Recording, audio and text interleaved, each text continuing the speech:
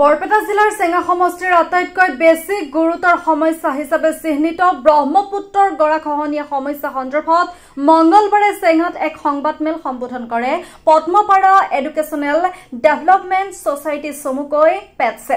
বছৰ বছৰ ধৰি চেঙা সমষ্টিৰ ৰৌমাৰী পাথৰ, ৰৌমাৰী গাঁও, চেনিমাৰী, বান্দালী, বহৰীকে ধৰি বিভিন্ন গাঁও গৰাখহনীয়াৰ কবলত পৰি আহিছে। শ শ কৃষিভূমিকে ধৰি বহুতৰে বাসগৃহ ব্ৰহ্মপুত্ৰৰ গৰাখহনীয়াত ইতিমধ্যে জাহ গৈছে। পেটছৰ সভাপতি শাকিল ইনজামামুল হকে সংবাদমেল সম্বোধন কৰি চেঙা সমষ্টিৰ গৰাখহনীয়াই সৃষ্টি কৰা ভয়াৱহ পৰিস্থিতিৰ বিষয়ে উল্লেখ কৰে। সংবাদমেলত স্থানীয় বিধায়ক আশৰাফুল হুছেইনকো তীব্ৰ সমালোচনা কৰে শাকিল ইনজামুল হকে। গৰাখহনীয়া সমস্যা সমাধানৰ প্ৰতিশ্ৰুতিৰে ৰাজনৈতিক বৈতৰণি পাৰ হোৱা বিধায়ক আশৰাফুল হুছেইনে গৰাখহনীয়া সমস্যা সমাধানৰ প্ৰতি কোনো গুৰুত্ব নিদিয়াৰ অভিযোগ উত্থাপন কৰিছে সংবাদমেল যোগে। বিগত ৪০ বছৰ ধৰি কোনো বিধায়ক মন্ত্ৰীয়ে গৰাখহনীয়াৰ সমস্যা সমাধানৰ ক্ষেত্ৰত কোনো ফলপ্ৰসূ পদক্ষেপ গ্ৰহণ নকৰিলে বুলি অভিযোগ উত্থাপন কৰিছে শাকিল ইনজামুল হকে। নমস্কাৰ গ্ৰহণ কৰিব।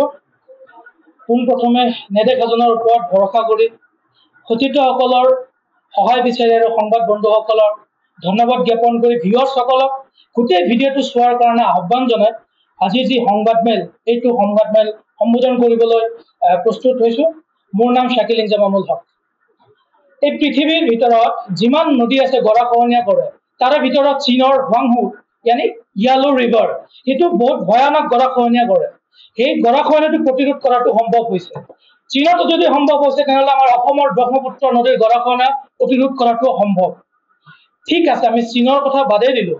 আমাৰ চেঙা সমষ্টিৰ গাতে লাগি থকা বৰক্ষেত্ৰী সমষ্টি, আমাৰ চেঙা সমষ্টিৰ গাতে লাগি থকা বকো সমষ্টি, দুয়োটা সমষ্টিত চেঙা সমষ্টিৰ তুলনাত গৰাখহনীয়াৰ পৰিমাণটো কম, অথচ দুয়োটা সমষ্টিতে গৰাখহনীয়া প্ৰতিৰোধৰ কাম হৈছে, কিন্তু আমাৰ চেঙা সমষ্টিত হোৱা নাই।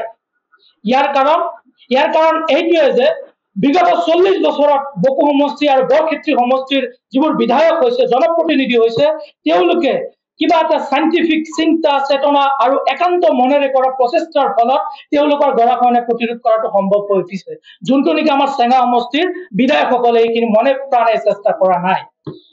আজি কেইদিনমান আগতে আমি লক্ষ্য কৰিব পাৰিছোঁ দক্ষেশ্বৰ দেৱালয়ৰ সন্মুখত ৩০০ পৰা ৪০০ মিটাৰ মান জিঅ' বেগেৰে কাম কৰি বৈজ্ঞানিক পদ্ধতিৰে কাম কৰি গৰাখহনীয়া প্ৰতিৰোধ কৰাটো সক্ষম হৈছে বুলি আমাৰ দৃষ্টান্ত হৈছে।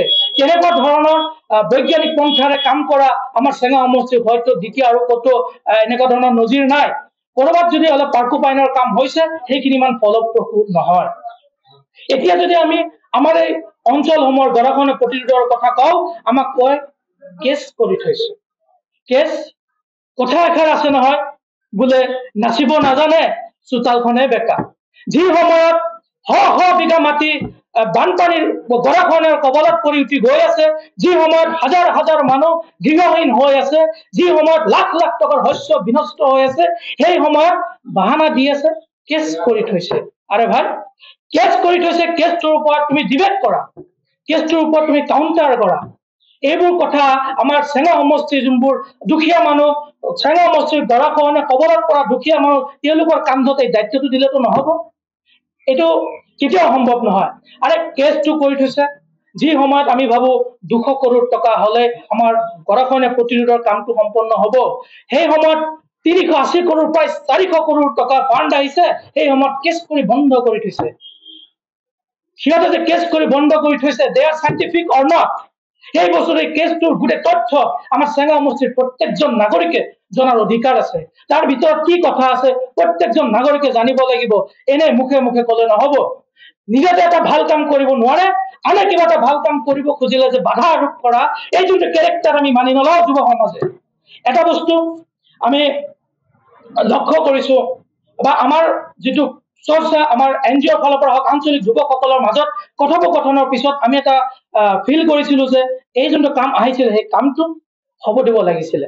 ফাৰ্ষ্ট ইনষ্টলমেণ্টৰ কামটো যদি হল হয়, তাৰপিছত কামৰ লগত সহযোগিতা কৰি সময়ত আৰু ফাণ্ড লাগে বুলি যদি আমি ডিমাণ্ড ক্ৰিয়েট কৰিলো হয়, হয়তো তাৰপিছত যিমানখিনি মানুহ গৰাখহনীয়া কবলত পৰি উঠি যাব লগা হ'ল, সেইবোৰ মানুহ নহ'ল হয়।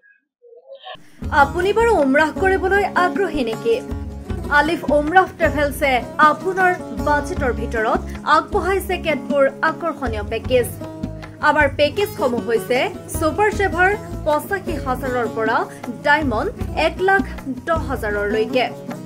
এতিয়া আৰু অপেক্ষা কিহৰ?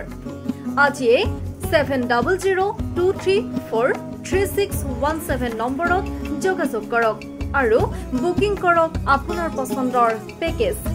বিশ্বামানৰ সেৱাত অসমৰ ভিতৰত শ্ৰেষ্ঠ আলিফ উমৰাহ ট্ৰেভেলছ। আমাৰ পৰৱৰ্তী যোৱাৰ তাৰিখ ২০২৫ চনৰ ১৪ জুলাই।